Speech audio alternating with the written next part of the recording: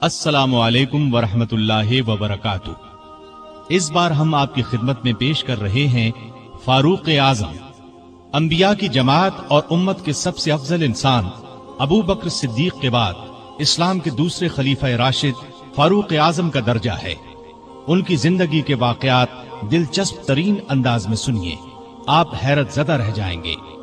بہت سے ایسے واقعات بھی آپ سنیں گے جو اکثر کتابوں میں شامل نہیں ہیں۔ تو آئیے سنتے ہیں فاروق اعظم، پیشکش محمد طارق شاہی۔ اللہ تعالی کا ارشاد ہے،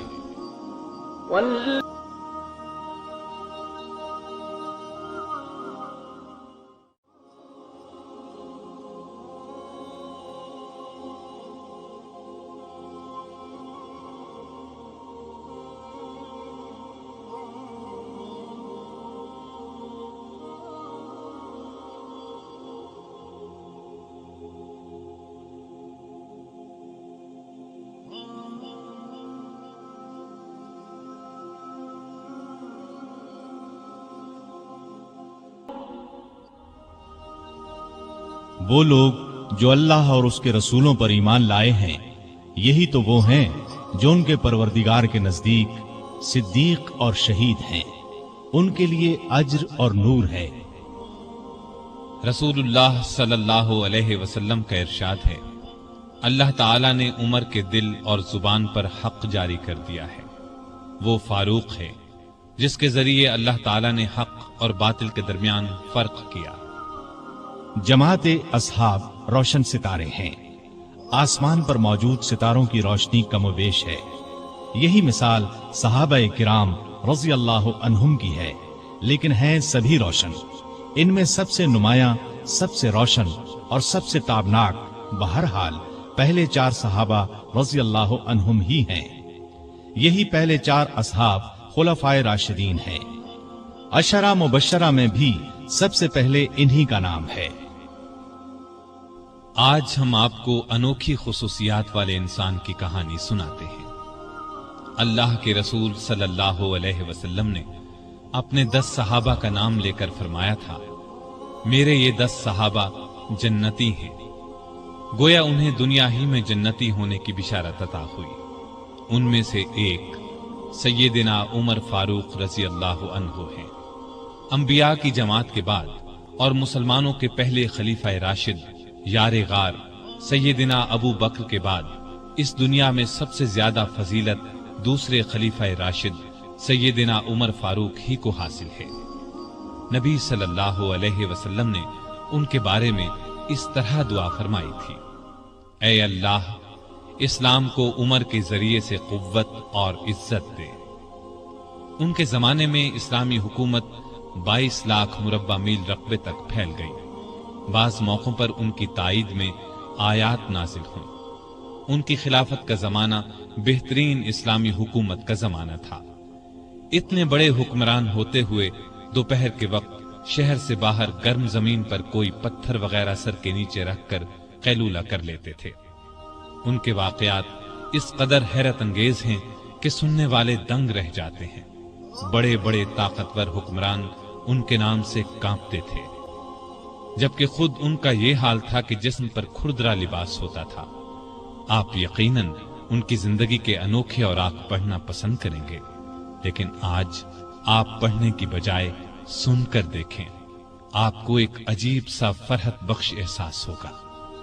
سیدنا عمر فاروق رضی اللہ عنہ ہجری سال شروع ہونے سے 40 سال پہلے 583 عیسوی یا 584 عیسوی میں مکے میں پیدا ہوئے۔ نبی کریم صلی اللہ علیہ وسلم ان سے 13 سال پہلے دنیا میں تشریف لا چکے تھے۔ والدین نے نام عمر رکھا، کنیت ابو حفص تھی، لقب فاروق تھا، یعنی حق اور باطل میں فرق کرنے والا۔ یہ لقب انہیں نبی کریم صلی اللہ علیہ وسلم نے عطا فرمایا۔ حضرت عمر کا سلسلہ نسب 8ویں پشت میں نبی کریم سے جا ملتا ہے۔ آپ نے دنیا میں آنکھ کھولی تو مکے میں قریش کی سرداری تھی۔ یہ قبیلہ اسماعیل علیہ السلام کی اولاد سے تھا۔ قریش کے آگے چل کر 10 کے قریب قبیلے بن گئے۔ ان میں نبی کریم بنو ہاشم سے تھے، ابو بکر بنو تیم سے اور عمر فاروق بنو عدی سے۔ 10 کے 10 قبیلوں کے سپرد अलग अलग काम थे। मसलन कोई खाना काबा की देखभाल करता था तो कोई हाजियों को पानी पिलाता था, कोई झगड़ों के फैसले करता था। बनु अदी के जिम्मे 2 काम थे। कुरैश को कोई एलची भेजना होता तो ये भेजते थे। दूसरा काम ये था कि 2 ग्रोहों में झगड़ा हो जाता तो बनु अदी का सरदार फैसला करता था। बनु अदी के घर सफा और मरवा पहाड़ियों के दरमियान में थे। उमर यहीं पैदा हुए और परवरिश पाई। उनके वालिद खत्ताब बनु अदी के सरदार थे। जिस जमाने में नबी करीम सल्लल्लाहु अलैहि वसल्लम ने नबूवत का ऐलान किया, खत्ताब फौत हो चुके थे। सैयदना उमर के बचपन के हालात किसी किताब में नहीं मिलते। इतना जिक्र मिलता है कि बड़े हुए तो बाप ने ऊंट चराने पर लगा दिया। ऊंट चराते हुए कभी थक कर बैठ जाते तो बाप मारा करता था। जवानी की उम्र को पहुंचने तक लिखना पढ़ना सीख लिया था। नबी करीम सल्लल्लाहु अलैहि वसल्लम ने जब ऐलान नबूवत किया तो कुरैश में कुल 17 आदमी लिखना पढ़ना जानते थे। इनमें उमर फारूक भी थे। इसके अलावा उन्होंने सिपाहगरी, तेगजनी और घुड़सवारी में कमाल हासिल किया। घुड़सवारी का हाल ये था कि उछलकर घोड़े पर बैठ जाते। कुश्ती का फन भी सीखा। ऊंचे कद के ताकतवर आदमी थे। चोटी के कई पहलवानों से मुकाबले जीते। शायर नहीं थे, अशार पसंद करते थे। तकरीर करने का ढंग भी आता था। मिजाज में गुस्सा और सख्ती थी। जवान होने पर तिजारत का पेशा इख्तियार किया। नबी करीम ने नबूवत का ऐलान किया तो उनकी उम्र 27 साल थी। उस वक्त कुरैश में बहुत ऊंची हैसियत के मालिक थे। मक्के के मुअज़्ज़ज़ लोगों में शुमार होता था। उनके भाई ज़ैद बिन खत्ताब, बहन फातिमा बिनते खत्ताब और बहनोई सईद बिन ज़ैद ने जल्द ही इस्लाम कबूल कर लिया। लेकिन उमर अपने बाप दादा के मजहब पर सख्ती से कायम रहे। डटकर इस्लाम की मुखालिफत की। मुसलमान हो जाने वालों को मारते पीटते थे। मारते पीटते 6 साल गुजर गए, लेकिन उमर किसी एक इंसान को भी इस्लाम से न फेर सके। इस दौरान में कुछ वाकयात ऐसे पेश आए जिनकी वजह से वो सख्त उलझन में पड़ गए। कभी इस्लाम की तरफ माइल होते, कभी मुसलमानों के खिलाफ नफरत महसूस करते। इसकी वजह यह थी कि रसूल करीम सल्लल्लाहु अलैहि वसल्लम के मुताल्लिक कुरैश के काफिरों ने मशहूर कर रखा था कि वो जादूगर है। उस जमाने में एक रोज उन्होंने रसूल पाक सल्लल्लाहु अलैहि वसल्लम को हरम शरीफ के अंदर नमाज पढ़ते देखा तो वो आपके पीछे खड़े हो गए। उस वक्त आप सल्लल्लाहु अलैहि वसल्लम कुरान पाक की सूरतुल हाका की बुलंद आवाज में तिलावत कर रहे थे। अल्लाह के कलाम ने उन पर बहुत असर किया। उन्हें यकीन हो गया कि आप न तो जादूगर हैं और न शायर हैं। दिल में इस्लाम के लिए नर्म गोशा पैदा हो गया, लेकिन बाप दादा का मजहब छोड़ने पर अब भी तैयार न हुए। कासिम बिन उस्मान की रिवायत में आया है कि एक दिन तबीयत ने जोश मारा। इरादा किया कि जिस हस्ती की वजह से वो उलझन में हैं, क्यों न उन्हें खत्म कर दें। चुनाचे नंगी तलवार हाथ में लेकर निकले। रास्ते में एक मुसलमान नुआइम बिन अब्दुल्लाह मिल गए। उन्होंने पूछा, खैर तो है, नंगी तलवार लिए कहां जा रहे हैं? बोले, मुहम्मद को कत्ल करने जा रहा हूं। नुआइम ने कहा कि पहले अपने घर की खबर तो लें। आपकी बहन और बहनोई मुसलमान हो चुके हैं। सैयदना उमर उल्टे पांव बहनोई के घर पहुंचे। उस वक्त उनके बहनोई सईद बिन ज़ैद और फातिमा बिनते खत्ताब के घर में रसूलुल्लाह सल्लल्लाहु अलैहि वसल्लम के एक सहाबी खब्बाब बिन अरत भी मौजूद थे। खब्बाब बिन अरत उन्हें कुरान सिखा रहे थे। उमर ने दरवाजे पर दस्तक दी तो खब्बाब घर के एक हिस्से में छुप गए। फातिमा ने कुरान के औराक छुपा दिए, लेकिन उमर तिलावत की आवाज सुन चुके थे। अंदर पहुंचकर पूछा, क्या पढ़ रहे थे? मुझे मालूम हुआ है कि तुम मुसलमान हो चुके हो, अपने बाप दादा के मजहब से फिर गए हो। यह कहकर उन्होंने दोनों को मारना पीटना शुरू कर दिया। बहन के सर पर एक लकड़ी मारी, उनके सर से खून बह निकला। उस वक्त दोनों मियां बीवी के मुंह से निकला, हां ए उमर, हम मुसलमान हो चुके हैं, अल्लाह के रसूल पर ईमान ले आए हैं, तुमसे जो हो सके कर लो, इस्लाम तो अब हमारे दिलों से नहीं निकल सकता। उमर ने बहन का खून देखा और ये अल्फाज सुने तो गुस्सा ठंडा हो गया। बोले, अच्छा, जो तुम पढ़ रहे थे मुझे दिखाओ। बहन ने औराक उन्हें दे दिए। उन पर सूरह ताहा लिखी थी। उन्होंने उसको पढ़ा तो बेइख्तियार पुकार उठे, वाह, कितना उम्दा और आला दर्जे का कलाम है। ये सुनकर खब्बाब बिन अरत भी बाहर निकल आए और बोले, ए उमर, मुझे उम्मीद है اللہ تعالیٰ نے اپنے نبی کی دعا کو پوری کرنے کے لیے آپ کو چن لیا ہے۔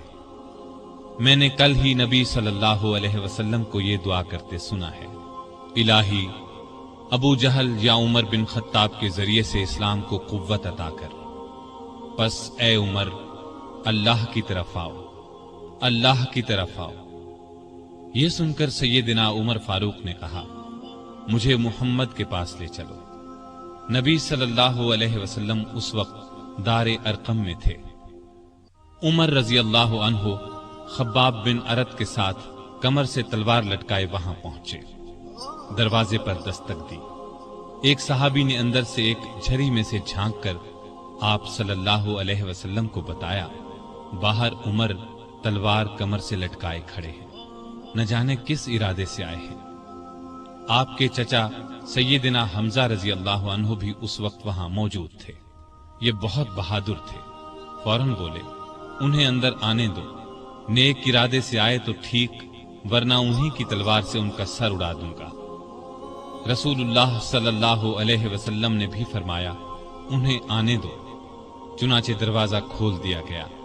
عمر اندر داخل ہوئے۔ آپ صلی اللہ علیہ وسلم اٹھ کر ان کی طرف بڑھے، ان کی چادر کو مٹھی میں دبا کر زور سے کھینچتے ہوئے فرمایا، خطاب کے بیٹے، تم کس ارادے سے آئے ہو؟ سیدنا عمر رضی اللہ عنہ نے عرض کیا، اے اللہ کے رسول، میں اللہ اور اس کے رسول پر ایمان لانے کے لیے حاضر ہوا ہوں۔ اس پر آپ صلی اللہ علیہ وسلم نے زور سے اللہ اکبر فرمایا۔ باقی مسلمانوں نے بھی اللہ اکبر کا نعرہ لگایا۔ اب عمر رضی اللہ عنہ نے کلمہ پڑھا، پھر بولے، اے اللہ کے رسول، کیا ہم حق پر نہیں ہیں؟ آپ نے فرمایا، اس ذات کی قسم جس کے قبضے میں میری جان ہے، تم لوگ حق پر ہو۔ یہ سن کر سیدنا عمر فاروق نے عرض کیا، جب ہم حق پر ہیں اور کافر غلط راستے پر، تو پھر اپنا دین کیوں چھپائیں؟ آپ نے فرمایا، اے عمر، ابھی ہماری تعداد تھوڑی ہے اور تم دیکھ رہے ہو کہ ہم کن حالات سے گزر رہے ہیں۔ سیدنا عمر نے یہ سن کر فرمایا، اس ذات کی قسم جس نے آپ کو نبی بنا کر بھیجا ہے، میں اسلام لانے سے پہلے جن لوگوں میں اٹھتا بیٹھتا تھا، اب مسلمان ہو کر ان کے سامنے جاؤں گا۔ اس پر تمام مسلمان دار ارقم سے 2 صفیں بنا کر نکلے اور کعبے کی طرف روانہ ہوئے۔ ایک صف میں عمر تھے، دوسری میں حمزہ۔ سب نے مسجد حرام میں نماز ادا کی۔ قریش نے یہ دیکھا تو طیش میں آ گئے۔ اس وقت تو کچھ نہ کہا، جب عمر تنہا نظر آئے تو ان پر حملہ کر دیا۔ انہوں نے بھی ڈٹ کر مقابلہ کیا۔ آخر کافر انہیں چھوڑ کر چلے گئے۔ یہ واقعہ نبوت کے 6 سال پیش آیا۔ ایمان لانے کے بعد 6 سال تک مکے میں رہے، پھر دوسرے مسلمانوں کے ساتھ مدینے کی طرف ہجرت کی۔ ایسے میں کفار کو مخاطب ہو کر فرمایا، میں آج مکے سے جا رہا ہوں، کسی میں ہمت ہے تو مجھے روک کر دکھائے۔ کوئی آگے نہ آیا۔ اس طرح آپ قباء پہنچے۔ پھر نبی کریم صلی اللہ علیہ وسلم اور ابو بکر ہجرت کر کے وہاں تشریف لائے۔ مسجد قباء کی تعمیر کے بعد سب نے مدینے کا رخ کیا۔ ہجرت کے وقت سیدنا عمر فاروق کی عمر 40 سال کے قریب تھی۔ اس کے بعد وہ 23 برس اس دنیا میں رہے۔ یہ سارا زمانہ مدینے میں گزارا، مسجد نبوی کی تعمیر میں حصہ لیا۔ آپ صلی اللہ علیہ وسلم نے مہاجرین اور انصار میں بھائی چارہ کرایا تو اتبان بن مالک کو ان کا بھائی بنایا۔ انہوں نے اپنا نصف مکان انہیں دے دیا۔ عبداللہ بن زید نے خواب میں اذان کے الفاظ سنے۔ انہوں نے یہ الفاظ نبی کریم صلی اللہ علیہ وسلم کو سنائے تو آپ صلی اللہ علیہ وسلم نے سیدنا بلال کو حکم دیا، اذان کہیں۔ جو ہی انہوں نے اذان شروع کی، سیدنا عمر فاروق اپنی چادر گھسیٹتے ہوئے آئے اور بولے، اے اللہ کے رسول صلی اللہ علیہ وسلم، اس ذات کی قسم جس نے آپ کو نبی بنا کر بھیجا ہے، میں نے بھی بالکل یہی الفاظ خواب میں سنے ہیں۔ یہ سن کر آپ بہت خوش ہوئے۔ آج تک اذان انہی الفاظ میں دی جا رہی ہے اور قیامت تک دی جاتی رہے گی۔ ہجرت کے دوسرے سال بدر کی لڑائی پیش آئی۔ سیدنا عمر فاروق بھی اس غزوے میں شریک ہوئے۔ اس غزوے میں انہوں نے ایک نامی بہادر عاص بن ہشام کو قتل کیا۔ یہ رشتے میں ان کا ماموں تھا۔ اگلے سال احد کی لڑائی ہوئی۔ سیدنا عمر اس لڑائی میں بھی شریک ہوئے۔ بدر کی لڑائی میں عمر فاروق کی بیٹی سیدہ حفصہ بیوہ ہو گئی تھی۔ नबी करीम सल्लल्लाहु अलैहि वसल्लम की ख्वाहिश पर सैयदना उमर ने उनका निकाह आपसे कर दिया। इस तरह वो रसूल करीम सल्लल्लाहु अलैहि वसल्लम के ससुर बने। उनकी बेटी को मोमिनों की मां का दर्जा हासिल हुआ। हिजरत के 5वें साल शव्वाल में खंदक की लड़ाई पेश आई। सैयदना उमर ने भी खंदक खोदी। खंदक के एक हिस्से की हिफाजत सैयदना उमर के सपुर्द की गई। बाद में उस जगह उनके नाम से मस्जिद तामीर की गई जो आज भी मौजूद है। हिजरत के 6ठे साल नबी करीम सल्लल्लाहु अलैहि वसल्लम ने काबे की जियारत का इरादा फरमाया। आप 1400 सहाबा के साथ रवाना हुए। उनमें सैयदना उमर भी थे। हुदैबिया के मकाम पर काफिरों से जो मुआहदा हुआ तो कुछ दूसरे सहाबा के साथ वो सैयदना उमर पर भी गिरां गुजरा। वो रसूलुल्लाह सल्लल्लाहु अलैहि वसल्लम की खिदमत में हाजिर हुए और अर्ज की, क्या आप अल्लाह के सच्चे नबी नहीं हैं? आपने फरमाया, यकीनन मैं अल्लाह का सच्चा नबी हूँ। कहा, क्या हम हक पर और हमारा दुश्मन बातिल पर नहीं है? आपने फरमाया, हम हक पर और हमारा दुश्मन बातिल पर है। कहा, ए अल्लाह के रसूल, जब हम हक पर और हमारा दुश्मन बातिल पर है तो फिर दबकर क्यों सुलह करें? आपने फरमाया, मैं अल्लाह का रसूल हूँ, अल्लाह के हुक्म के खिलाफ नहीं करता, वही मेरा मददगार है। सैयदना उमर फिर अबू बकर सिद्दीक के पास गए और उनसे भी यही कहा तो उन्होंने फरमाया, ए जवान, बिला शुबा नबी करीम सल्लल्लाहु अलैहि वसल्लम अल्लाह के रसूल हैं। वो अपने रब की नाफरमानी नहीं कर सकते और वही उनका नासिर व मददगार है। बस उनकी रिकाब को थामे रहो, यानी हर मामले में उनकी फरमाबरदारी करो। नबी करीम सल्लल्लाहु अलैहि वसल्लम ने फरमाया, मैं अल्लाह का रसूल हूँ, अल्लाह के हुक्म के खिलाफ नहीं करता, वही मेरा मददगार है। तब जाकर सैयदना उमर को इत्मीनान हुआ। नबी करीम सल्लल्लाहु अलैहि वसल्लम वापस रवाना हुए तो सूरा फतह नासिल हुई। आपने सैयदना उमर को बुलाकर अल्लाह ताला का ये इरशाद सुनाया कि हमने आपको खुली फतह अता की। साथ ही आपने फरमाया, मुझ पर आज ऐसी सूरत नाजिल हुई है जो मुझे इस दुनिया से ज्यादा प्यारी है। सैयदना उमर रजी अल्लाह अन्हु ने हुदैबिया की सुलह के मौके पर जो गुफ्तगू की थी वो खुलूस नीयत पर मबनी थी। फिर भी उन्हें तमाम जिंदगी इस बात का अफसोस रहा कि क्यों उन्होंने इस तरह के सवाल जवाब किए। इसके बदले में उन्होंने बहुत से रोजे रखे, कई गुलाम आजाद किए और बहुत सी नफल नमाजें पढ़ी। हिजरत के 7वें साल खैबर की लड़ाई हुई। इसमें भी सैयदना उमर रजी अल्लाह अन्हु शरीक थे। ज़िक़ाद 7 हिजरी में नबी सल्लल्लाहु अलैहि वसल्लम उम्रे के लिए तशरीफ ले गए। 2000 मुसलमान आपके साथ थे। सैयदना उमर भी उनमें शामिल थे। ज़ाते सलासिल की जंग में भी शरीक हुए। सलासिल जगह का नाम है, या उस मकाम पर कबीला जुजाम का एक चश्मा था जिसका नाम सलसल था। मुसलमान लश्कर इसी चश्मे पर उतरा था, इसीलिए इस गज़वे को ज़ातुस सलासिल कहा जाता है। 8 हिजरी 10 रमजान को रसूलुल्लाह सल्लल्लाहु अलैहि वसल्लम 10,000 हथियारबंद सहाबा के साथ मदीने से मक्के की तरफ रवाना हुए। उनमें सैयदना उमर भी शामिल थे। मक्के से कुछ फासले पर आप सल्लल्लाहु अलैहि वसल्लम ने पड़ाव डाला। इस मैदान का नाम अब वादिये फातिमा है। कुरैश के सरदार अबू सुफियान ने 2 आदमियों को हालात मालूम करने के लिए भेजा। फिर अबू सुफियान खुद नबी करीम सल्लल्लाहु अलैहि वसल्लम की खिदमत में हाजिर हुए। ऐसे में सैयदना उमर रजी अल्लाह अन्हु ने अर्ज किया, ए अल्लाह के रसूल, मुझे इजाजत दें, मैं अबू सुफियान का सर उड़ा दूं। लेकिन आपने ऐसा करने की इजाजत न दी। उस मौके पर अबू सुफियान ने इस्लाम कबूल किया। उनके बाद मक्के के बाकी मांदा लोग भी मुसलमान हो गए।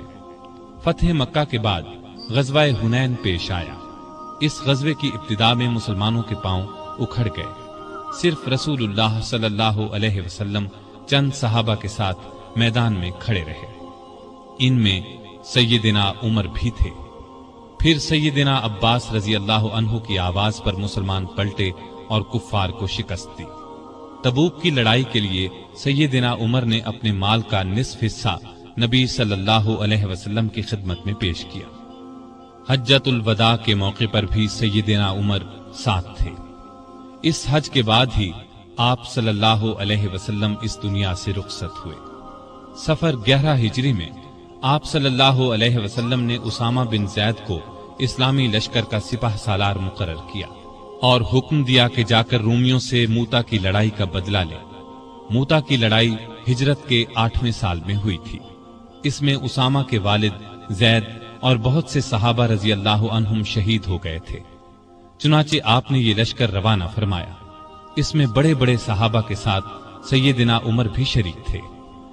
آپ صلی اللہ علیہ وسلم نے رحلت فرمائی تو سیدنا عمر رضی اللہ عنہ کو آپ کی وفات کا یقین ہی نہیں آتا تھا۔ وہ یہ اعلان کر رہے تھے، جو شخص یہ کہے گا کہ رسول اللہ صلی اللہ علیہ وسلم نے وفات پائی ہے، میں اس کی گردن اڑا دوں گا۔ پھر ابو بکر رضی اللہ عنہ کے سمجھانے پر یقین آیا کہ نبی صلی اللہ علیہ وسلم رحلت فرما چکے ہیں۔ آپ صلی اللہ علیہ وسلم کی وفات کے بعد خلافت کے مسئلے پر مسلمانوں میں اختلاف پیدا ہوا تو اس موقع پر سیدنا عمر نے ابو بکر رضی اللہ عنہ کا نام خلافت کے لیے سب کے سامنے رکھا۔ سبھی نے اس سے اتفاق کیا۔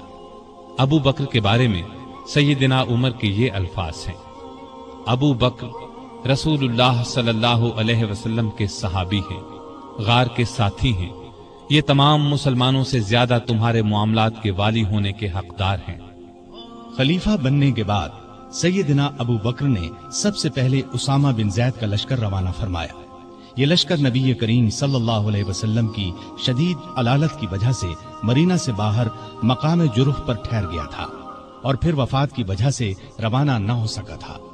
اس موقع پر سیدنا ابو بکر نے اسامہ بن زید سے کہا کہ سیدنا عمر فاروق رضی اللہ عنہ کو ان کے پاس چھوڑ جائیں، کیونکہ ان کے مشوروں کی ضرورت پڑے گی۔ اسامہ بن زید نے خوشی سے یہ بات منظور کی۔ ابو بکر کی خلافت 2.25 برس رہی۔ تمام عرصے میں سیدنا عمر ان کے خاص مشیر رہے۔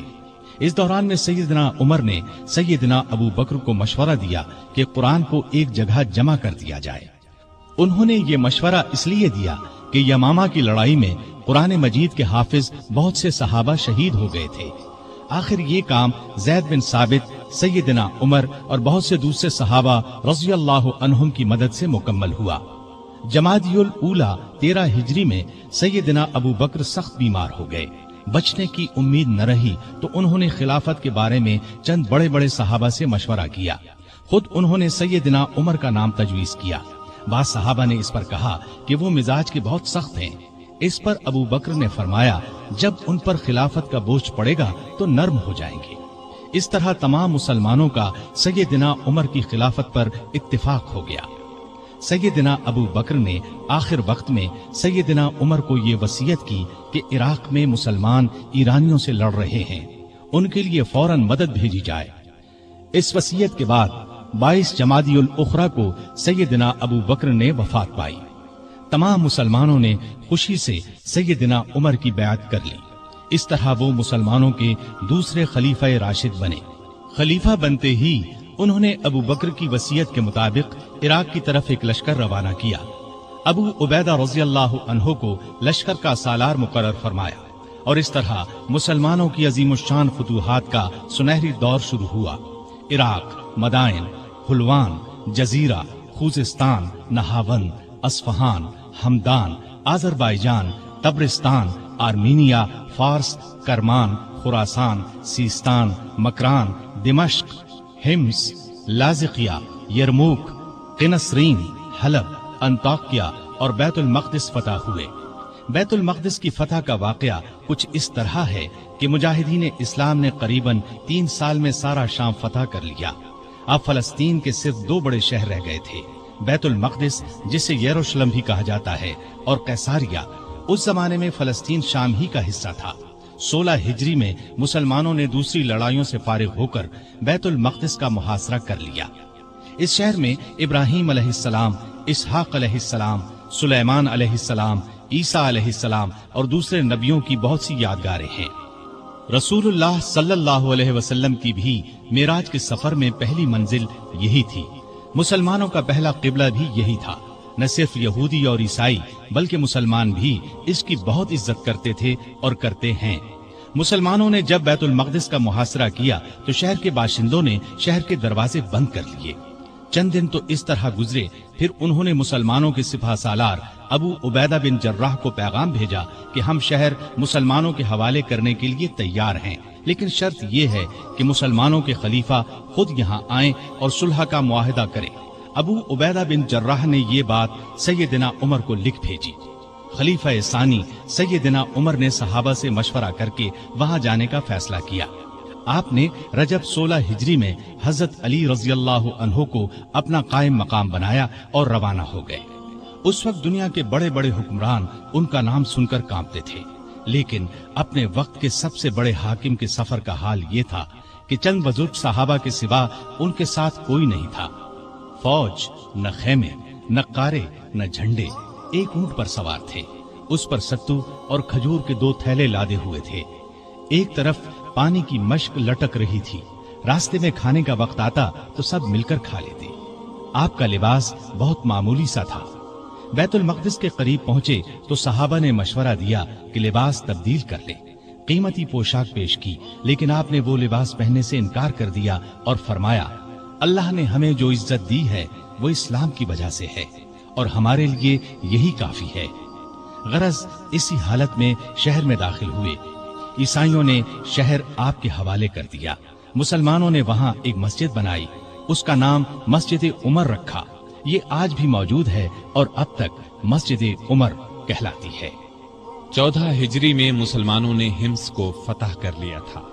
17 हिजरी को रोम के बादशाह हिरक्ल ने हिम्स मुसलमानों से छीनने के लिए समुंदर के रास्ते फौज भेजी। इस फौज ने हिम्स का मुहासरा कर लिया। जजीरे के लोगों ने भी हिरक्ल को ऐसा करने पर उकसाया था। चुनाचे जजीरे से भी 30,000 फौज आकर हिरक्ल की फौज से मिल गई। सैयदना अबू उबैदा बिन जर्राह रजी अल्लाह अन्हु ने इन हालात की इत्तिला सैयदना उमर फारूक को भेजी तो उन्होंने उनकी मदद के लिए मजीद फौज रवाना की। दूसरी तरफ सुहैल बिन अदी की सरकर्दगी में एक फौज जजीरे की तरफ रवाना कर दी। खुद भी मदीने से चलकर दिमश्क आ गए ताकि नजदीक से तमाम हालात पर नजर रख सकें।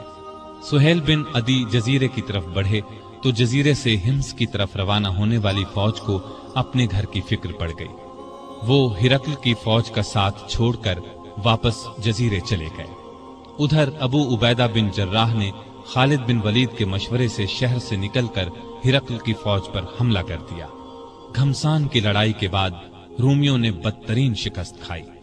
4000 रोमियों ने इस्लाम कबूल कर लिया, 4000 मारे गए और बाकी भाग निकले। इस लड़ाई के बाद फिर कभी हिरक्ल को शाम पर चढ़ाई की जुर्रत न हुई। 18 हिजरी में इराक में ताउन की वबा फैली। इसमें बड़े बड़े सहाबा फौत हो गए। चंद एक के नाम ये हैं। अबू उबैदा बिन जर्राह जो मुसलमानों की फौज के सिपह सालार भी थे, मुआज बिन जबल रजी अल्लाह अन्हु, यजीद बिन अबी सुफियान रजी अल्लाह अन्हु, शुराहबील बिन हसना रजी अल्लाह अन्हु और कई बड़े बड़े सहाबा इस वबा में फौत हुए। दौरे फारूकी में अरब में कहत पड़ा। ऐसे में सैयदना उमर ने रियाया की खबरगिरी में दिन रात एक कर दिया। इंसानों के लिए खुराक थी न जानवरों के लिए। सैयदना उमर को इंसानों और जानवरों की ये बदहाली देखकर बहुत सदमा हुआ। उन्होंने बैतुल माल में जितना गल्ला था सब मुसलमानों में तकसीम कर दिया। जो नकदी थी वो भी मुसलमानों में तकसीम कर दी। तमाम सूबों के हाकिमों को खत लिखे कि फौरन ज्यादा से ज्यादा गल्ला रवाना करो। चुनाचे अबू उबैदा बिन जर्राह ने शाम के इलाके से 4000 ऊंट गले से लदे हुए भेजे। अम्र बिन आस ने मिस्र से समुंदर के रास्ते बहरी जहाज रवाना किए। उनमें हर जहाज पर 6000 मन गल्ला लदा हुआ था। जब ये जहाज मदीने की करीबी बंदरगाह पर पहुंचे तो सैयदना उमर खुद उन्हें देखने के लिए बंदरगाह पहुंचे। गल्ले को हिफाजत से रखने के लिए बंदरगाह में 2 बड़े बड़े मकान बनवाए। दूसरे सूबों से भी बहुत सा गल्ला पहुंच गया। गल्ले की तकसीम का ये इंतजाम किया कि बहुत से रजिस्टर बनवाए। उनमें कहत का शिकार होने वालों के नाम दर्ज किए गए। हर एक नाम के साथ उनकी जरूरत के मुताबिक गले की मिकदार लिखी गई। फिर हर शख्स को पर्ची दी गई। उस पर सैयदना उमर की मोहर होती थी। इस पर्ची के मुताबिक उन्हें रोजाना गल्ला दिया जाता। इसके अलावा सैयदना उमर ہر روز 20 اونٹ اپنے سامنے ذبح کرواتے اور ان کا گوشت پکوا کر لوگوں کو کھانا کھلاتے۔ اس طرح ہزاروں آدمی روزانہ سیدنا عمر رضی اللہ عنہ کے دسترخوان پر کھانا کھاتے۔ غلے کے علاوہ لوگوں میں کپڑے اور کھجوریں بھی تقسیم کی جاتی، اور خود اپنا یہ حال تھا کہ اس زمانے میں گوشت، دودھ اور گھی کھانا بالکل چھوڑ دیا تھا۔ اکثر بھوکے رہتے یا عام لوگوں کے ساتھ خود بھی کھاتے۔ اس طرح اس کا اثر آپ کے جسم پر پڑا۔ لوگ انہیں دیکھتے اور کہتے، اگر قحط دور نہ ہوا تو رعایا کا غم انہیں مار ڈالے گا۔ ایک دن ایک شخص سے پانی مانگا، اس کے پاس شہد تھا، اس نے وہی پیش کر دیا۔ آپ نے شہد پینے سے انکار کر دیا اور فرمایا، قیامت کے دن اگر مجھ سے پوچھا گیا کہ لوگ روٹی کو ترس رہے تھے اور تو شہد کھاتا تھا تو میں کیا جواب دوں گا؟ ایسا بھی ہوا کہ گھی کا برتن اور آٹے کی بوری اٹھواتے اور جہاں کہیں بھوکوں کا مجمع نظر آتا اپنے خادم کی مدد سے کھانا تیار کرواتے اور انہیں کھلاتے۔ دیہاتوں میں جاتے، وہاں اونٹ ذبح کرتے، گوشت، آٹا اور کپڑے لوگوں میں تقسیم کرتے۔ قحط کے دنوں میں سخت بے چین رہتے اور دعا کرتے تھے، اے اللہ، میرے عملوں کی وجہ سے محمد صلی اللہ علیہ وسلم کی امت کو تباہ نہ کر۔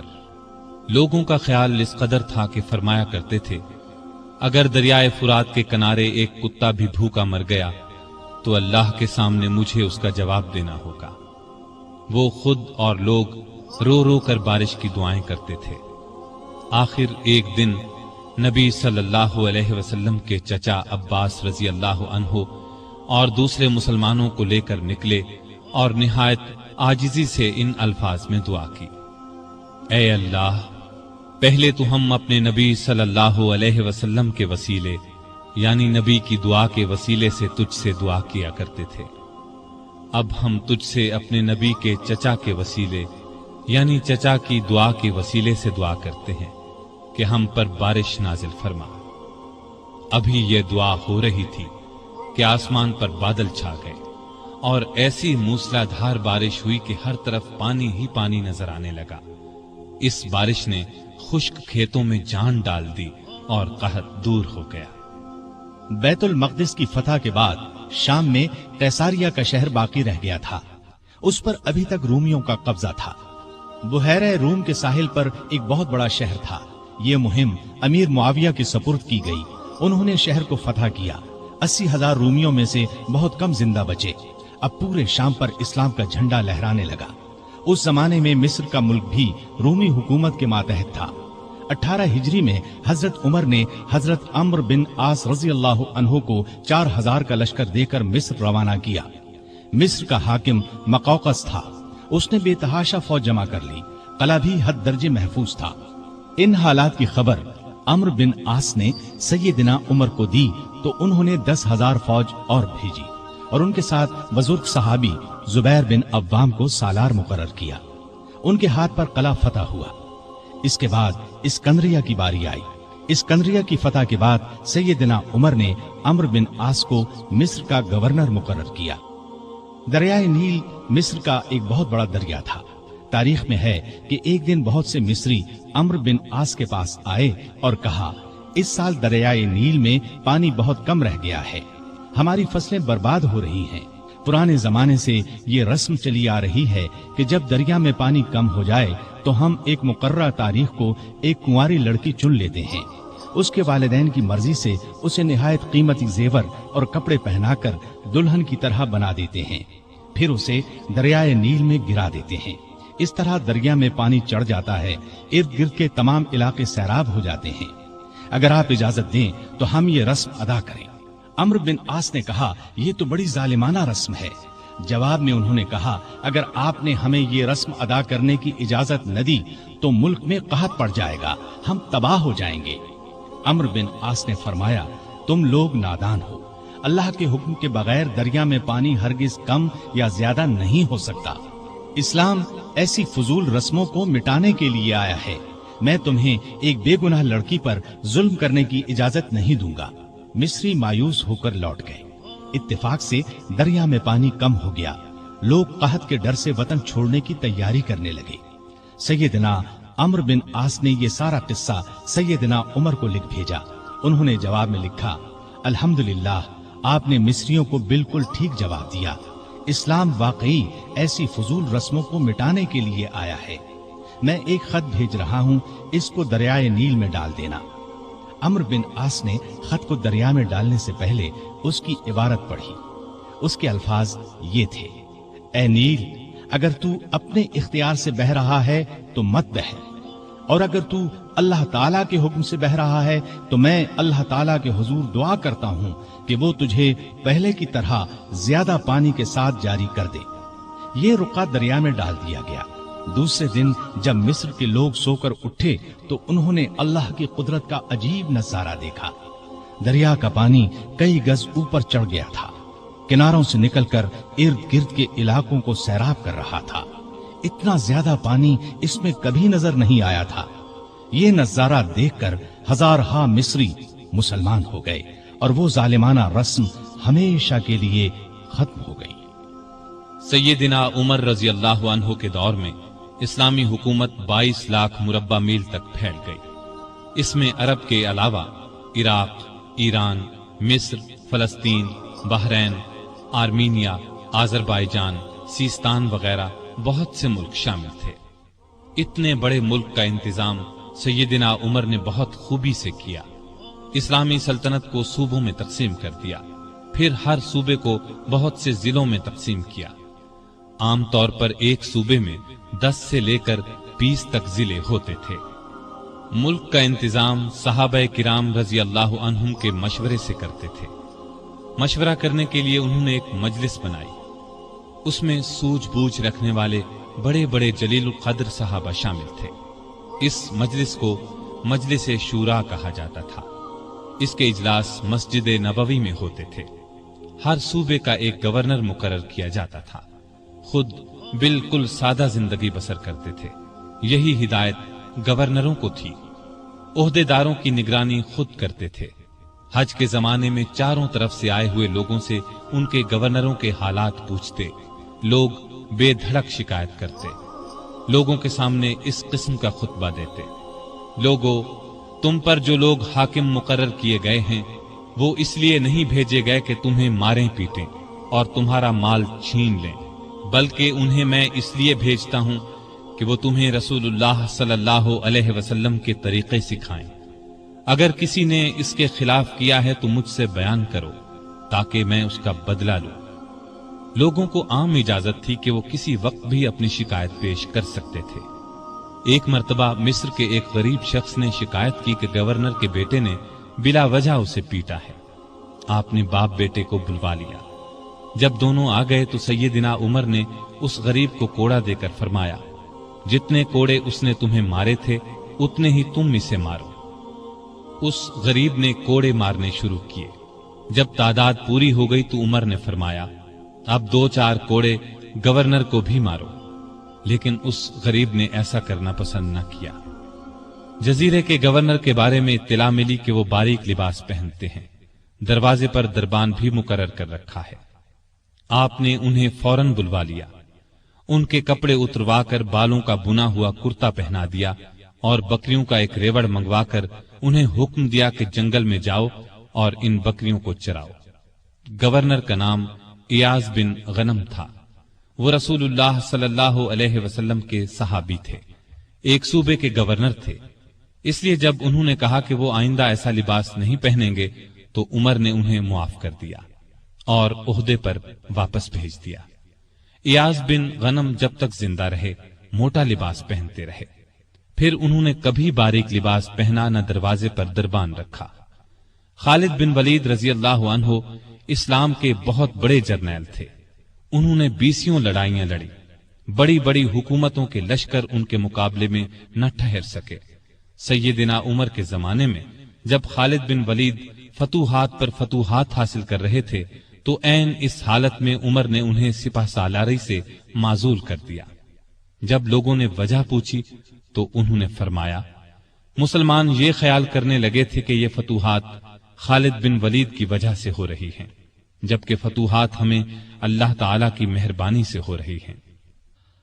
आपके जमाने में چونکہ اسلامی حکومت بہت پھیل گئی تھی، لگاتار فتوحات کی وجہ سے مال غنیمت بھی بہت زیادہ آنے لگا تھا، اس لیے آپ نے 15 ہجری میں بیت المال قائم کر دیا۔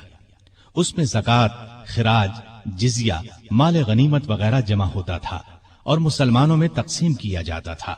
یتیموں، غریبوں اور بیواؤں کو اس میں سے وظیفے دیے جاتے تھے۔ ضرورت مندوں کو قرض بھی دیا جاتا تھا۔ جنگی ضروریات پر بھی خرچ کیا جاتا تھا۔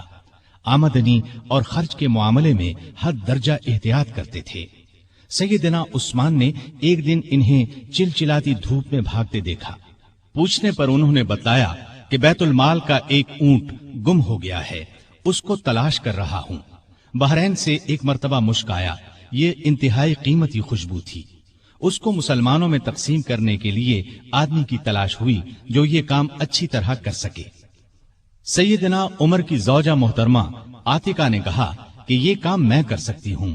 سیدنا عمر نے فرمایا، نہیں، میں تمہیں اس کی اجازت نہیں دے سکتا، اس لیے کہ تمہاری انگلیوں پر جو مشک لگ جائے گا وہ تم اپنے کپڑوں پر لگا لو گی، اس طرح عام مسلمانوں سے زیادہ تمہارے حصے میں آئے گا۔ ایک مرتبہ بیمار ہو گئے، لوگوں نے علاج کے طور پر شہد تجویز کیا۔ بیت المال میں شہد موجود تھا، لیکن آپ نے لینا گوارا نہ کیا۔ آخر لوگوں کو جمع کیا گیا، جب سب نے اجازت دے دی تب شہد دیا۔ آپ نے عدل و انصاف کا بہترین نمونہ دنیا کو دکھایا۔ اللہ سے ڈرنے والے قاضی مقرر کیے، ان کی تنخواہیں مقرر کی، انہیں حکم دیا کہ تمام فیصلے قرآن اور حدیث کے مطابق کیے جائیں۔ قرآن اور حدیث میں حکم نہ ملے تو جس رائے پر عالموں کا اتفاق ہو اس کے مطابق فیصلہ دیا جائے۔ انہوں نے کوفہ میں شریح کو قاضی مقرر کیا، ان کے فیصلے بہت مشہور ہوئے۔ امیر المومنین کے خلاف بھی فیصلے دے دیتے تھے۔ سیدنا علی نے بھی انہیں اپنے دور میں قاضی کے عہدے پر قائم رکھا۔ قبیلہ غسان کے بادشاہ جبلہ نے اسلام قبول کر لیا۔ وہ حج کرنے کے لیے آیا، اس کی چادر پر ایک غریب بدو کا پاؤں آ گیا۔ اس نے بدو کو زور سے تھپڑ دے مارا، بدو کی ناک کی ہڈی ٹوٹ گئی۔ وہ سیدنا عمر کی خدمت میں حاضر ہو گیا، انصاف کا طلبگار ہوا۔ سیدنا عمر نے جبلہ کو بلا بھیجا، وہ حاضر ہوا تو آپ نے اسے کہا، تم نے اس غریب مسلمان سے زیادتی کی ہے، لہذا بدلہ دو۔ یہ غریب تمہیں اس جگہ تھپڑ مارے گا جس جگہ اس کے منہ پر تھپڑ لگا ہے۔ ہاں، اگر تم اس سے معافی مانگ لو اور یہ معاف کر دے تو اور بات ہے۔ جبلہ نے کہا، مجھے ایک دن کی مہلت دی جائے تاکہ میں غور کر سکوں۔ جبلہ کو ایک دن کی مہلت مل گئی۔ وہ وہاں سے فرار ہو کر شام چلا گیا اور دوبارہ عیسائی مذہب اختیار کر لیا۔ ایک مرتبہ حج کے موقع پر ایک شخص نے گورنر کی شکایت کی کہ اس نے مجھے بے قصور 100 کوڑے مارے ہیں۔ سیدنا عمر رضی اللہ عنہ نے شکایت درست پائی تو حکم دیا، تم بھی اسے 100 کوڑے مارو۔ ایک عیسائی کسان نے شکایت کی کہ اس کے کھیتوں سے مسلمان فوج گزری ہے جس سے اس کا نقصان ہوا ہے۔ آپ نے بیت المال سے اسے 10,000 درہم دینے کا حکم دیا۔ سیدنا عمر فاروق نے عام لوگوں کو منع کر دیا کہ وہ شریعت کے کسی مسئلے پر اپنا فیصلہ دیں۔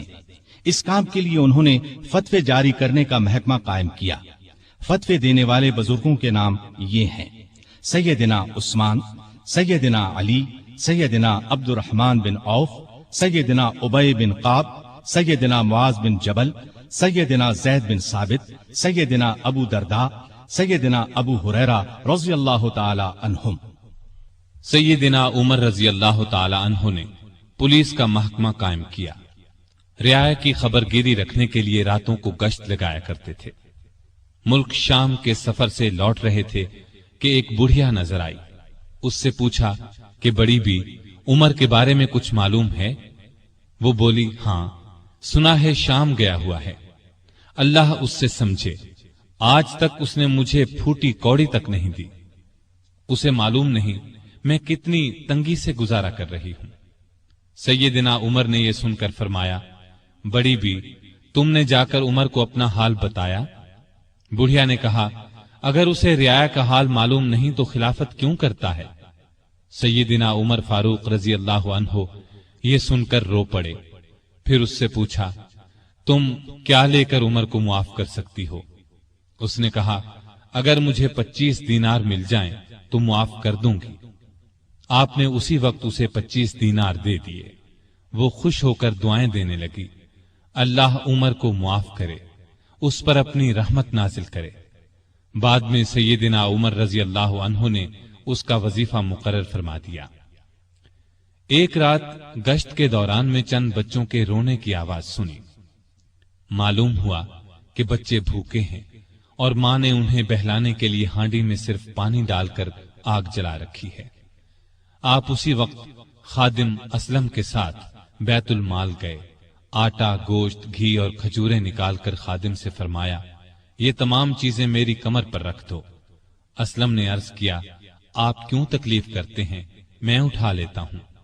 आपने फरमाया, नहीं, क़यामत के दिन मेरा बोझ तुम नहीं उठाओगे। फिर सब चीजें अपनी कमर पर लाद कर लाए, खुद खाना तैयार किया, खुद चूल्हा फूंका, खाना तैयार होने पर अपने सामने बच्चों को खिलाया।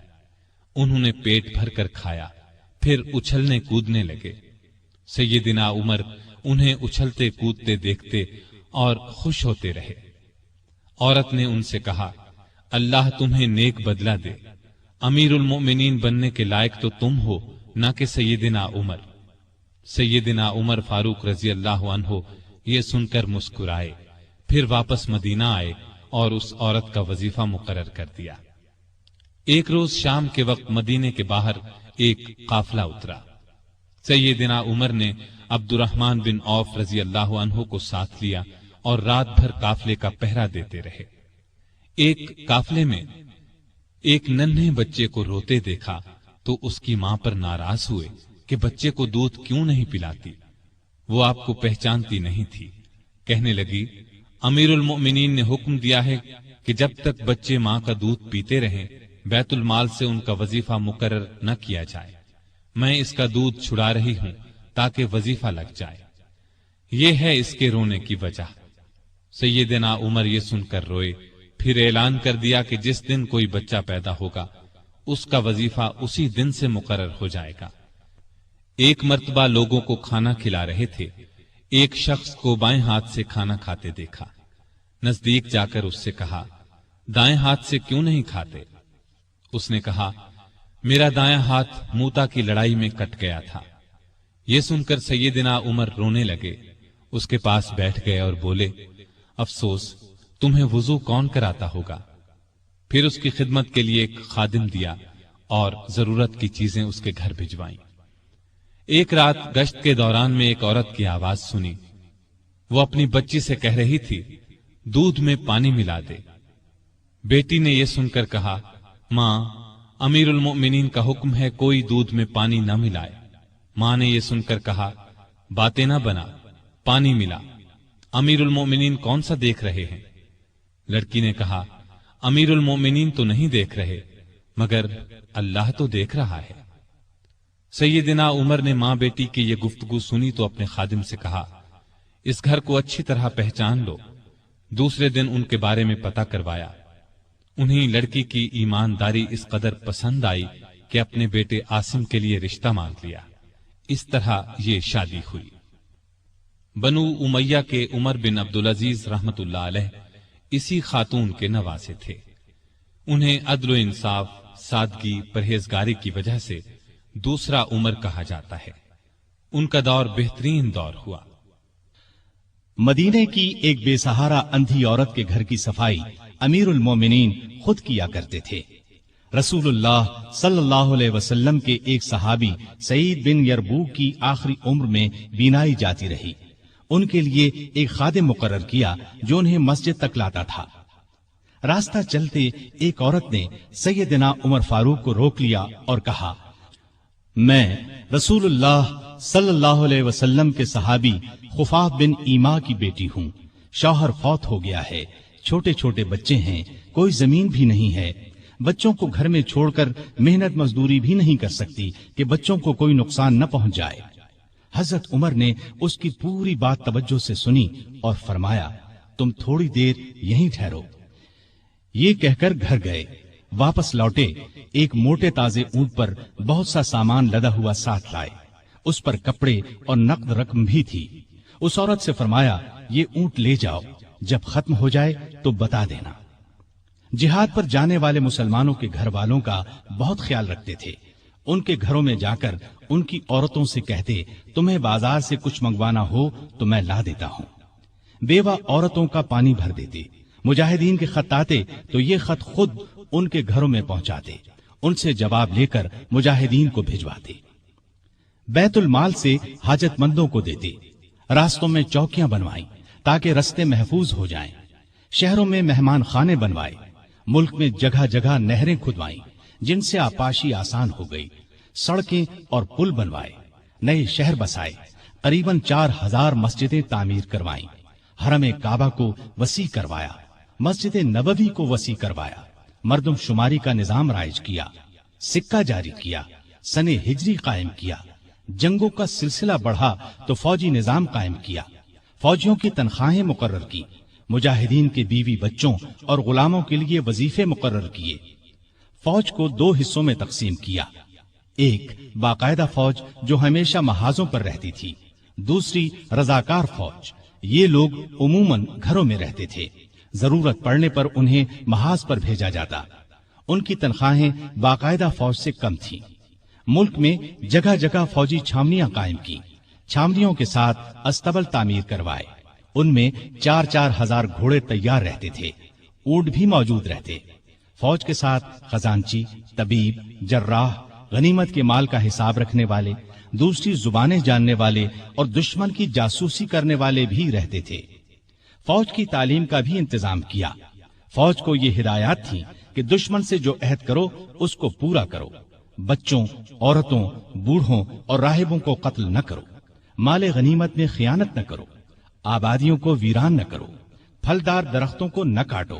جو لوگ جنگ میں قیدی بنا لیے جائیں انہیں ان کے قریبی رشتہ داروں سے جدا نہ کرو. لڑائی میں مارے جانے والوں کے ہاتھ پاؤں، ناک کان نہ کاٹو. قرآن اور حدیث کی تعلیم عام کرتی. سیدنا عمر خود بہت بڑے فقیہ تھے. انہوں نے تمام علاقوں میں فقیہ مقرر کیے. لوگ ان سے دینی مسائل پوچھتے تھے. ان کے زمانے میں اسلام کی بہت اشاعت ہوئی. غیر مسلموں سے اچھے سلوک کی وجہ سے بھی اسلام بہت تیزی سے پھیلا. انصاف کا دامن کسی قیمت پر نہیں چھوڑتے تھے. شام میں مسلمانوں کو مسجد بنانے کے لیے ایک زمین کی ضرورت پیش آئی. زمین ایک یہودی کی تھی. مسلمانوں نے زمین اس سے خریدنا چاہی لیکن یہودی نے انکار کر دیا.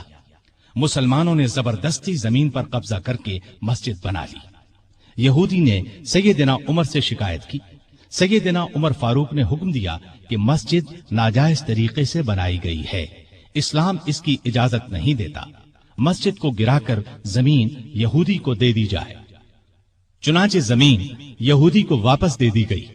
اس نے اس جگہ اپنا مکان بنا لیا. سیدنا عمر فاروق رضی اللہ عنہ دعا کیا کرتے تھے کہ اے اللہ مجھے اپنی راہ میں شہادت نصیب فرما. مجھے اپنے رسول کے شہر میں موت دے. خلافت کی 11ویں سال اللہ تعالیٰ نے ان کی یہ دونوں دعائیں پوری کر دیں. ذی الحج 23 ہجری میں حج کے لیے مکہ گئے. آپ جب حجر اسود کو بوسہ دیتے تو کہتے تھے اے حجر اسود، میں جانتا ہوں کہ تو ایک پتھر ہے. تو نہ نفع دے سکتا ہے اور نہ نقصان. اگر میں نے رسول اللہ صلی اللہ علیہ وسلم کو تیرا بوسہ لیتے ہوئے نہ دیکھا ہوتا تو میں تیرا بوسہ نہ لیتا. یہ سیدنا عمر کی توحید کا کمال نمونہ ہے. حج سے فارغ ہو کر اس مہینے کی آخری تاریخوں میں واپس لوٹے. جمعے کے دن مسجد میں خطبہ دیا جو بہت طویل تھا. اس میں لوگوں کو بہت نصیحتیں کی. اس خطبے میں اپنے ایک خواب کا ذکر کیا اور فرمایا میں سمجھتا ہوں میری موت کا وقت آ پہنچا ہے. اس کے ساتھ ہی خلافت کے بارے میں کچھ ایسی باتیں بیان کی جن سے معلوم ہوتا تھا کہ آئندہ ہونے والے خلیفہ کے بارے میں پریشان ہیں. مدینے میں مغیرہ بن شعبہ کا ایک غلام تھا. یہ ایرانی تھا، اچھا کاریگر تھا. اس کا نام ابو لؤلؤ فیروز تھا. ایک دن سیدنا عمر سے شکایت کی کہ میں دن بھر کام کر کے جو کچھ کماتا ہوں میرا آقا اس میں سے بہت زیادہ رقم لے لیتا ہے، اس میں کمی کرا دیں. سیدنا عمر نے پوچھا تم کون سا کام جانتے ہو؟ اس نے کہا میں لوہار بھی ہوں، بڑھئی بھی ہوں اور بیل بوٹے بھی بنانا جانتا ہوں. سیدنا عمر نے دریافت کیا، تمہارا آقا تم سے روزانہ کتنی رقم لیتا ہے؟ اس نے کہا 2 درہم روزانہ۔ اس پر سیدنا عمر نے فرمایا، تم جو کام جانتے ہو اس کے مقابلے میں تو یہ رقم زیادہ معلوم نہیں ہوتی۔ اس پر ابو لؤلؤ ناراض ہو کر چلا گیا۔ اگلے دن ابو لؤلؤ فجر کی نماز سے پہلے مسجد میں چھپ کر بیٹھ گیا۔ سیدنا عمر لوگوں کو نماز پڑھانے لگے تو اس نے کونے سے نکل کر 2 دھاری خنجر سے امیر المؤمنین پر 6 وار کیے اور پھر صفوں میں کھڑے مسلمانوں کو زخمی کرتا باہر بھاگا، لیکن مسلمانوں نے پکڑ لیا۔ اس پر اس نے وہی خنجر اپنے پیٹ میں جھونک لیا اور مر گیا۔ ادھر امیر المؤمنین شدید زخمی ہو گئے۔ انہوں نے عبد الرحمن بن عوف رضی اللہ عنہ کا ہاتھ پکڑ کر اپنی جگہ کھڑا کر دیا، خود زمین پر گر پڑے۔ لوگوں نے نماز سے فارغ ہو کر دیکھا، جن مسلمانوں کو ابو لؤلؤ نے زخمی کیا تھا ان میں سے 7 دم توڑ چکے تھے، باقی بہت زیادہ زخمی نہیں ہوئے تھے۔ البتہ سیدنا عمر کی حالت نازک تھی۔ ایسے میں انہوں نے عبداللہ بن عباس سے پوچھا، مجھے کس نے مارا ہے؟ انہوں نے بتایا، مغیرہ بن شعبہ کے غلام ابو لؤلؤ نے۔ یہ سن کر فرمایا، اللہ کا شکر ہے، میری موت کسی ایسے شخص کے ہاتھ سے نہیں ہوئی جو اسلام کا دعویٰ کرتا ہو۔ لوگ انہیں اٹھا کر گھر لائے، دودھ پلایا گیا تو وہ زخموں کے راستے باہر آ گیا۔ اب سب کو یقین ہو گیا کہ امیر المؤمنین کا آخری وقت آ پہنچا ہے۔ لوگ غم سے نڈھال ہو گئے، ان سے ملنے کے لیے آنے لگے۔ ایک نوجوان ایسے میں ملنے آیا، اس نے کہا، اے امیر المؤمنین، آپ اللہ کی بشارت سے خوش ہو جائیں۔ آپ ان اصحاب میں سے ہیں جو بہت پہلے اسلام لائے اور رسول اللہ کے ساتھی بنے۔ خلیفہ بنائے گئے تو آپ نے انصاف سے کام لیا، پھر آخر آپ کو شہادت نصیب ہو گئی۔ یہ سن کر سیدنا عمر نے فرمایا، اے بھتیجے، اللہ کرے یہ چیزیں میرے گناہوں کے برابر برابر ہی ہو جائیں، مجھے کوئی عذاب ہو نہ ثواب۔ مطلب ان کے کہنے کا یہ تھا کہ بس عذاب سے بچ جاؤں۔ وہ نوجوان واپس جانے لگا تو سیدنا عمر فاروق رضی اللہ عنہ کی نظر اس کی چادر پر پڑی جو زمین کو چھو رہی تھی۔ اس نازک حالت میں بھی انہیں شریعت کا اس قدر پاس تھا کہ فرمایا، اس نوجوان کو واپس بلاؤ۔ اسے واپس ان کے سامنے لایا گیا تو فرمایا، اے بھتیجے، اپنا تہبند اونچا باندھو، اس سے کپڑا بھی صاف رہے گا اور تمہارے رب کے نزدیک یہ پرہیزگاری کی بات بھی ہے۔ سیدنا ابن عباس رضی اللہ عنہ نے ان کا مرتبہ اور نیکیاں بیان کی تو فرمایا، اللہ کی قسم، اگر میرے پاس دنیا بھر کا سونا ہوتا تو اس سے پہلے کہ میں اللہ کے عذاب کو دیکھوں میں اسے اللہ کی راہ میں دے دیتا، یعنی عذاب کے خوف سے سارا سونا خیرات کر دیتا۔ اس کے بعد اپنے بیٹے عبداللہ کو بلایا، ان سے پوچھا کہ مجھ پر کتنا قرض ہے۔ انہوں نے حساب لگا کر بتایا 86,000 درہم۔ اس پر انہیں کچھ ہدایات دی۔ آخر میں فرمایا، اس قرض کو میری طرف سے ادا کر دینا۔ اس کے بعد فرمایا، ام المومنین عائشہ صدیقہ رضی اللہ تعالی عنہا کے پاس جاؤ اور کہو، عمر بن خطاب آپ کو سلام کہتا ہے اور اپنے 2 ساتھیوں یعنی نبی کریم صلی اللہ علیہ وسلم اور ابو بکر کے ساتھ دفن ہونے کی اجازت چاہتا ہے۔ عبداللہ بن عمر عائشہ صدیقہ کی خدمت میں حاضر ہوئے۔ وہ اس وقت سیدنا عمر کے صدمے میں رو رہی تھیں۔ ان کا پیغام سن کر فرمایا، یہ جگہ میں نے اپنی قبر کے لیے رکھی تھی، لیکن اپنے آپ پر عمر کو ترجیح دیتی ہوں۔ سیدنا عبداللہ یہ جواب سن کر واپس آئے اور سیدنا عمر کو ان کا جواب بتایا۔ آپ نے اللہ کا شکر ادا کیا، پھر فرمایا، میں مر جاؤں تو میرا جنازہ اٹھا کر وہاں لے جانا اور انہیں سلام کر کے ایک بار پھر عرض کرنا، عمر بن خطاب اجازت طلب کرتا ہے، اگر اجازت دے دیں تو مجھے اندر لے جا کر دفن کر دینا، اور اگر انکار کر دیں تو عام مسلمانوں کے قبرستان میں دفن کر دینا۔ حالت جب زیادہ نازک ہو گئی تو فرمایا، خلافت کا حقدار عثمان، علی، زبیر، عبد الرحمن بن عوف اور سعد بن ابی وقاص رضی اللہ عنہم سے زیادہ کسی کو نہیں سمجھتا۔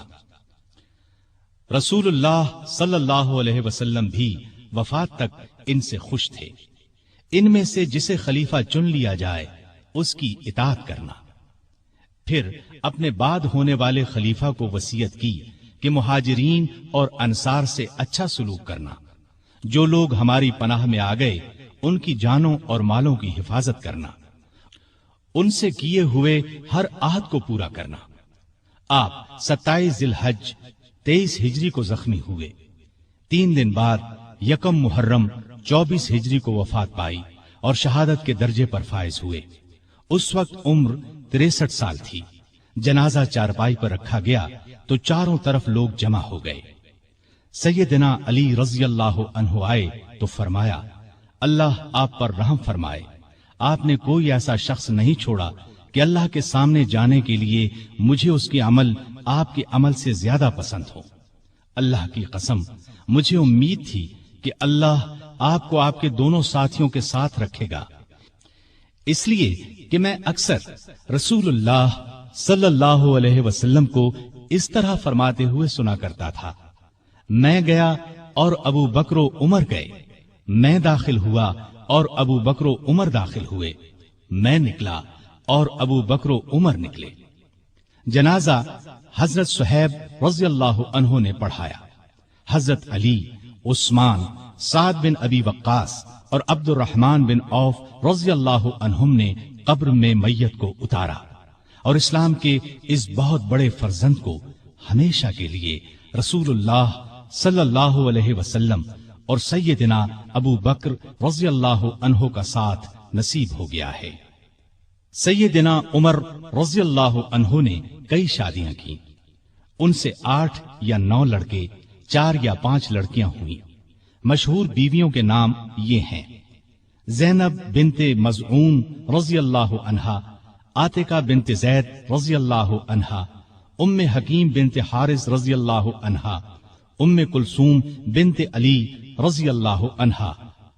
اولاد میں سے حفصہ، عبداللہ، عبید اللہ اور عاصم رضی اللہ عنہم بہت مشہور ہیں۔ حفصہ رضی اللہ عنہا کو رسول اللہ صلی اللہ علیہ وسلم کی پاک بیویوں میں شامل ہونے کا شرف حاصل ہے، وہ ام المومنین کہلائی۔ آپ میں اللہ کا خوف انتہا کو پہنچا ہوا تھا، عبادت کا شوق بھی بے حد تھا، راتوں کو جاگ کر نفل پڑھا کرتے تھے۔ قرآن کریم کی جن آیات میں قیامت کا ذکر ہے ان کو پڑھتے وقت بہت روتے۔ تراویح کی نماز کو انہوں نے باجماعت کرایا، ان کے دور سے آج تک تراویح باجماعت ادا کی جاتی ہے۔ آپ میں بردباری حد درجے کی تھی، دوسروں کی نکتہ چینی کو صبر اور حوصلے سے برداشت کرتے تھے۔ آپ نے ایک وقت میں کبھی دسترخوان پر 2 سالن جمع نہ کیے۔ رسول اللہ صلی اللہ علیہ وسلم اور ابو بکر رضی اللہ عنہ کا بھی یہی معمول تھا۔ نبی کریم صلی اللہ علیہ وسلم سے آپ کو انتہا درجے کی محبت تھی۔ آپ صلی اللہ علیہ وسلم پر اپنی جان قربان کرنے کے لیے ہر دم تیار رہتے تھے۔ کوئی رسول اللہ صلی اللہ علیہ وسلم کی شان میں ذرا سی گستاخی کرتا تو اس کی گردن اڑانے پر تیار ہو جاتے۔ ایک بار سیدنا عمر فاروق رضی اللہ عنہ نے فرمایا، اے اللہ کے رسول، مجھے آپ سے اپنی جان سے بھی زیادہ محبت ہے۔ نبی کریم صلی اللہ علیہ وسلم نے سیدنا عمر فاروق رضی اللہ عنہ کو دنیا ہی میں جنتی ہونے کی بشارت دی۔ سیدنا عمر فاروق رضی اللہ عنہ کے چند اقوال یہ ہیں: بزرگ بننے کے لیے علم حاصل کرو۔ جو آدمی خود کو عالم کہے وہ جاہل ہے، جو خود کو جنتی کہے وہ جہنمی ہے۔ جس سے تمہیں نفرت ہے اس سے ڈرتے رہو۔ بڑھاپے سے پہلے جوانی اور موت سے پہلے بڑھاپے کو غنیمت جانو۔ سب سے بری آوازیں 2 ہیں، نوحہ اور راگ یعنی گانا۔ کم بولنا دانائی، کم کھانا صحت، کم سونا عبادت اور عام لوگوں سے کم ملنا عافیت ہے۔ توبہ کی تکلیف سے گناہ کا چھوڑنا آسان ہے۔ برا چاہنے والوں کی دوستی سے پرہیز کرنا ضروری ہے۔ جو عیب سے واقف کرے وہ دوست ہے، اور جو اس پر تعریف کرے وہ ایسا ہے جیسے دوسرے کو ذبح کر دیا جائے۔ سلامتی گمنامی میں ہے۔ اللہ تعالی سیدنا عمر فاروق رضی اللہ عنہ پر رحمت فرمائے، آمین۔